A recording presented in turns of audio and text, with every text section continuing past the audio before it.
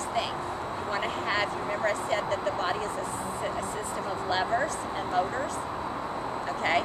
Well, his lever was a little pikey as he went into the roundup. So, as he goes into that, all right, go ahead and get your lunch. He should be in this athletic position, single leg athletic position with your shoulders, knees, and toes in a straight line. He wasn't quite there. Okay, he was almost there. He did a very good job. He'll be pulling this back because this is going to be really important. We're going to talk about that in a few minutes. This leg was a little delayed in coming up. So I would say we probably need to work a little bit on his hamstrings and glutes because he didn't drive his leg up at the same time. So he has that little pike there. This leg should be here. Okay? So we need to work on that a little bit. Alright, so a couple of drills I will do for that is all I want you to do is stay right there. I want you to drive this leg up and hit my hand. Yeah, faster, faster, faster. Okay, I could put my 2 rubber bands on his legs and let him do drills with that. And that would drive that leg up and build up those muscles that he needs. Okay, what that's going to do is it causes his round off to have an angle in it, and whenever you have an angle, there's a delay in your arms getting back to your handspring. So that means when that transition from the round up to the back handspring is not quick enough, his tuck or his layout or his pull is not going to be high enough. Okay, it's going to be low to the ground. And it's also going to mean that his layout probably has a little bit of this in it. Okay, and I don't know, I've never seen you tumble. Okay, but, so everybody see that. Now let's go a little farther. What he needs to do after you get all that right, your legs need to get together at the top of the round off. Okay, so you want to go through the handstand position in the round off and snap your legs under you. Okay, I see this a lot. They come out of the round off and we're like this. It's called the duck position. And what you have to do is bend your knees and use your lower back. We don't use our lower back. You should always use your upper shoulder area, your thoracic area, not even your shoulders. It's this part right here. Like he needs to squeeze my finger with your shoulder. Squeeze. Yeah. Need good posture there. Okay? And I have ways of making that happen. So I have to tell y'all, 2 weeks ago I was in Oregon, and at the end of the conference, one of the apparel people asked me, can we make you a shirt? And I said, sure, I've got it upstairs. And it said on the front, what is your problem? And on the back it says, I have a rubber band for that. So you'll see I have a rubber band for everything. But see how this straightens him up? So it's going to help correct that problem with this anyway that he has. Okay? So, thank you. So you can just keep it on because you need it. Does he tumble with that on? Yes, absolutely. Yes, he tumbles with that on. I'm trying to get some people to make a sports bra with that in and built in it. I haven't been successful yet, but I probably just haven't talked to the right people. So, to have somebody, the right person here. But I think if you made it so that it pulls back like that, it would help us a lot.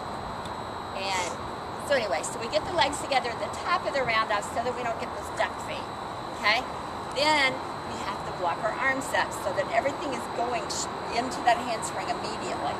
So the quickness from the round off to the back handspring is going to give us a high third skill. Now, if you were going to do a round off into a double, a round off double, then you want your feet behind you for the takeoff because you want that angle, this angle right here for your takeoff, right? So in order to get to that position, we have to do something different to make it happen. We certainly don't want our feet under us because then the double's going to go like that. You're probably going to die. So we want it to be from this angle here, and the lower the angle, the greater the angle, the more twisting that can happen in that skill. Okay? The way that we do that in a round off is we get our feet together late. So if you think about it with me, your feet are getting together late in the round off, they can't get under you, right? So now they step behind you, which is what you need. Okay? Now just doing the right thing with your feet is not going to guarantee success because we're going to talk about in a minute the power centers of our body and how tight we have to be. Okay? So remember that. This is just the technical physics part of it. Okay? Let's go further. Let's say we're doing a round off back handspring and we got the round off right. Now we have to make the handspring either feet under or feet behind us afterwards. How do we make that happen?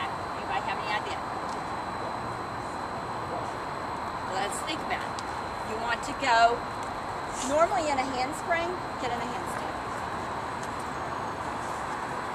Okay, normally in a handspring, we go through a slight stretch, the shoulders come long arch, don't use that belly. Okay, and then we snap your feet up. Sorry. Then you got a handstand and then you snap your feet out under you. Okay, that's a normal handspring. Okay, what I want you to do in this, and I'm going to illustrate it with this.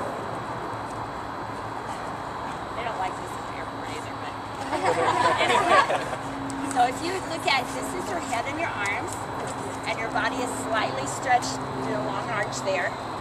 Then what happens when I let go? It comes under me. Okay? But if we stretch through that thoracic area a little more, then my feet get behind me.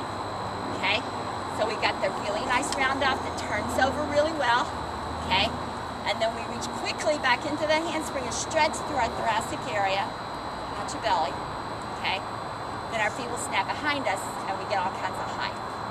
I wish I had a video of my first daughter doing a double full because she was in gymnastics and she was a level 10 and had amazing tumbling because you could see all her angles perfect on everything. And one of these days I'm going to be able to find that. I don't know. My husband took all those videos and we've had 6 kids and haven't had a whole lot of time for organizing, you know. So anyway, but you've got to get those feet behind you for the takeoff to go up, right? So just telling a kid, oh, that was low. Okay, thanks. That doesn't tell them anything. So we got to go back and we got to look at the round off and see what happened there. We have to look at the transition from the round off to the back handspring and see what happened there. We have to see what they did in their shoulder area, their thoracic area in the handspring, so that we can see what they did wrong to produce that result. Okay? So it's a cause and effect system. Okay? Now, let's talk about the body itself. Okay? Because you can do all of that and still not make it happen because your body's not strong enough or not tight enough. Okay? Now, we've all been the victim of somebody saying, okay, you lift your shoulders, tighten up. You've heard squeeze a million times. Do you think your kids know what it means to squeeze? Do you think they know what it means to be tight? Absolutely not. They don't know. So I'm going to tell you right now before we talk about any more tumbling. Okay? So what our body is made up of is 4 power centers. And guys, I'm just going to tell you this comes from a book called Power Posture. This guy is from New Zealand. He worked with the rugby all-black team.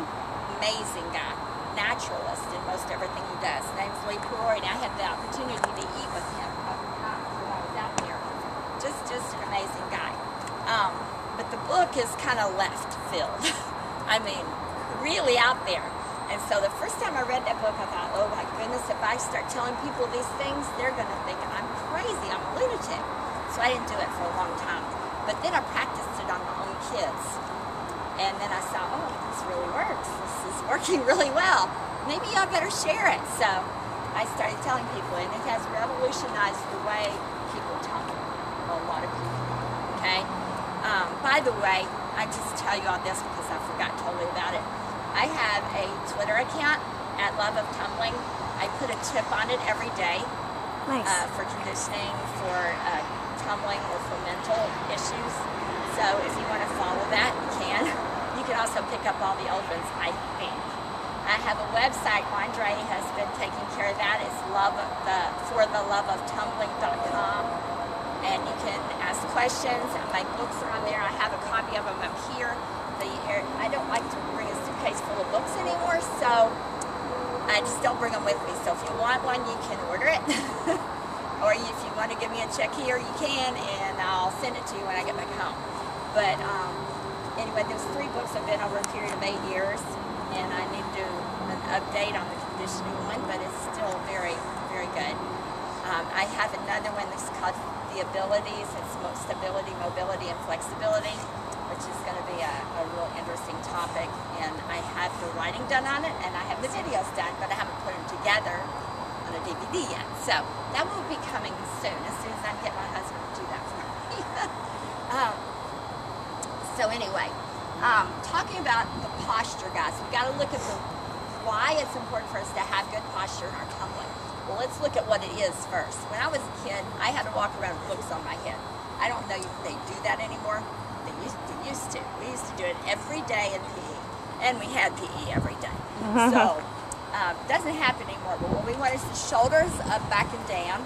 We want the belly button pushed into the back. His chin is on a shelf. All right, that's not too bad. So we want a straight line from his ear to the center of his shoulder, down through here, middle of the hip, to the front part of the knee, and down in front of the ankle. Okay. Now you say, why is that important? Well, I already told you that if they have an angle like this, they're slow from the rounded to the back handspring, so it's affecting our end result in our tumbling. But not only that, but it's going to mess up the inside of us health-wise. It causes circulation problems, it causes more asthma problems, because we're all scrunched up like this. We don't have room there for all our organs to be scrunched up, okay? So when we talk about posture, I'm not talking about it just for tumbling, but it is essential to your tumbling. So let's talk about what our body, when it's stacked upon each other correctly, according to proper posture, we have 4 power centers. And the first one is called your GPS. What does a GPS do? Tells you where to go. It